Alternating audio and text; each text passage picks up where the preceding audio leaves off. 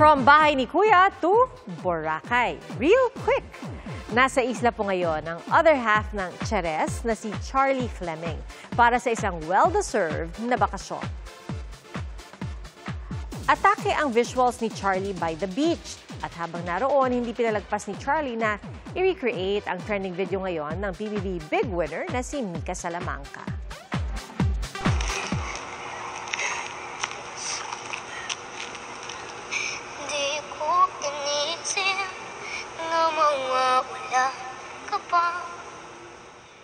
Biro pa ni Charlie, pasado na ba?